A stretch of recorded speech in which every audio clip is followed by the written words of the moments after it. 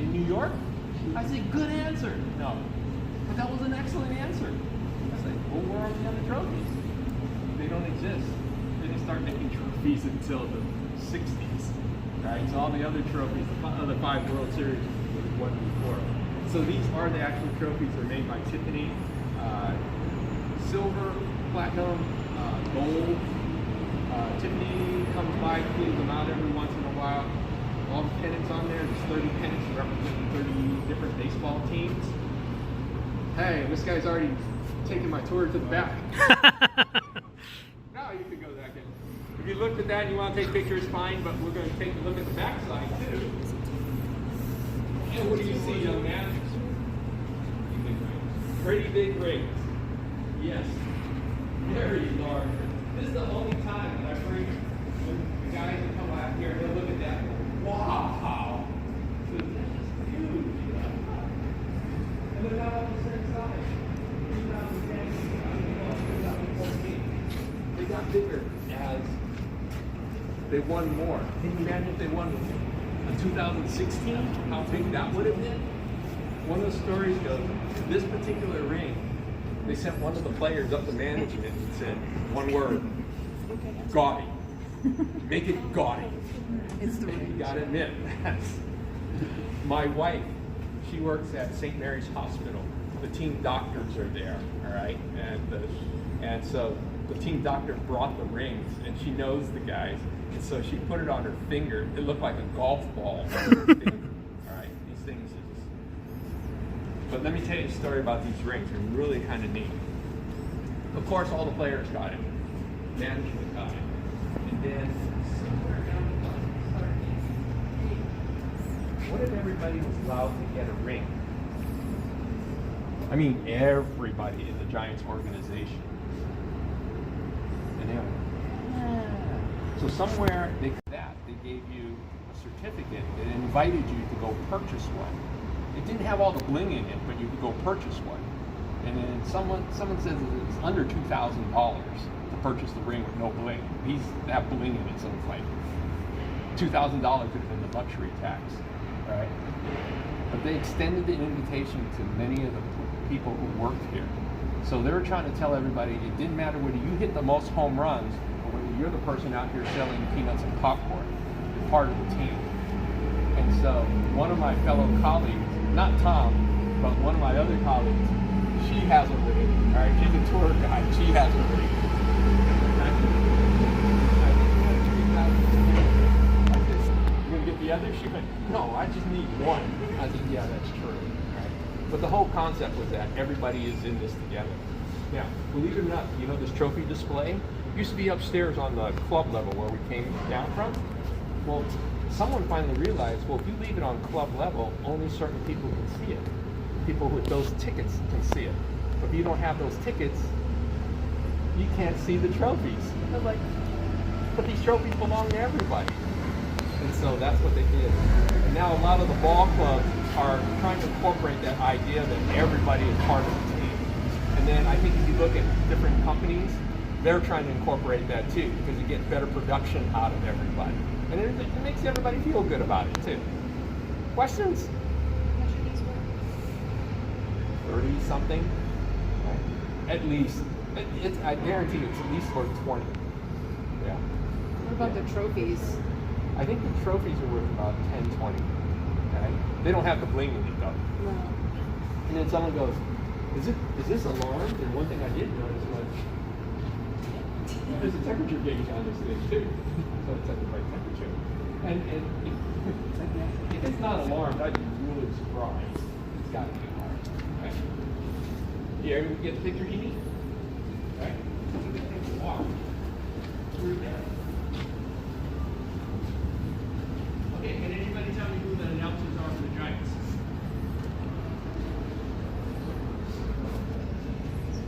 Guys Fleming and John Miller, right? Those guys, when they announce the game, they'll be on the level above us. Right? They'll be on student level, right? However, there are also people who write the newspapers and magazines and all that kind of stuff.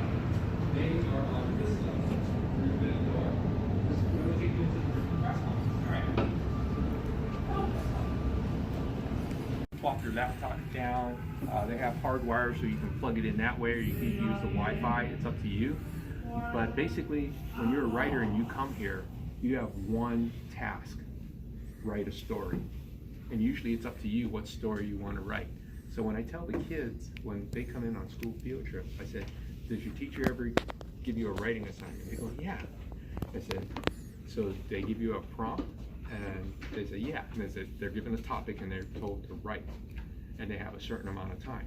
Well, when these writers come in, they're not given a prompt. They have to write it themselves. They pick the story they want. And then they start writing. And then, they're watching the game. And usually these are up. They're usually hooked onto these things so that you get a feel for the outside, right? So you're not separating. So they have basically 3 hours to write their story, because when the game ends, they probably have to submit their story pretty quickly thereafter. And I tell the kids, I says, yeah, they have 3 hours to write, but nobody tells them what to write. They have to write it on their own. And I'm like, oh. And then I said, yeah, they could be writing a story, and then something happens during the game. Like, there's this tremendous triple play that happens, Then all of a sudden they change their whole story. It's like, I'm going to write about this instead. And the kids go, really? I said, yeah. And so in here, you notice everybody's sitting elbow to elbow and everything. It's because it's quiet in here. Nobody's talking. Dave Fleming's not announcing, all right? Kruk and Kike aren't yelling at each other because all the noise is upstairs. Down here, these guys are sitting and concentrating. So when you come in here, most of the people would not be wearing anything that has a Giants logo or any team logo, right? You come in here and you're supposed to be kind of neutral.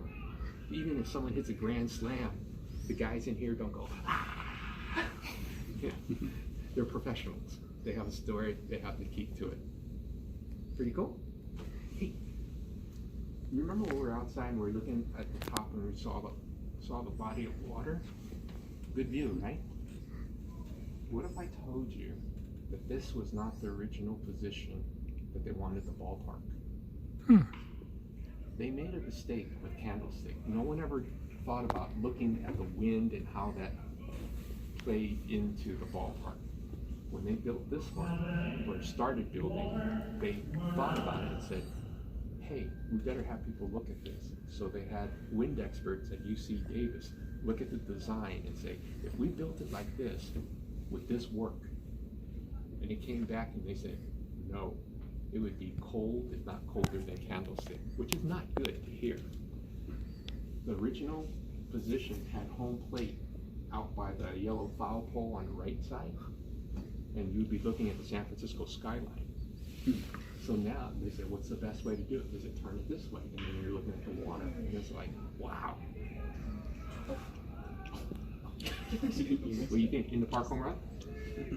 Triple. He's got at least a triple. Nope, he's slowing down. I think I would have made it to first base and stopped. I would have retired. I think I would have retired. So with these fantasy camps, they have some of the former ball players out here, and they give their time, and they help contribute. One time they had a camp out here, and I was doing a tour like with you guys, and I walked by on Vita Blue. Do you remember Vita Blue? He was a pitcher for the Giants a while ago. He came over to the group and said hi to everybody, which I thought was really cool, right? So then I'll have another tour in the afternoon. So I came back, and when we left, I said, thank you, buddy. Second tour, I brought him back, and Vita's still out there. He comes over and says hi again, right? He goes, don't go anywhere. Okay. He walks back, leans over, grabs a bucket, and there's baseballs in there. Grabs 2 baseballs, comes over and gives it to the 2 kids that are in my tour. And I looked at him, I said, Vita, you made their day. Thank you very much. He looked at me, looked at my name tag, goes, not a problem, Victor. I'm like, whoa. The kid's got the ball. He knew my name. All right. Nice? Okay. Are you ready to head out? Because we're going to conclude the tour. But before we conclude the tour, we have bathrooms up here. Okay? If you need to use the restroom, I'd say use the restroom because this is San Francisco and there are no clean bathrooms out there. You get back to your little place where you stay. Okay, I will follow your advice. yeah.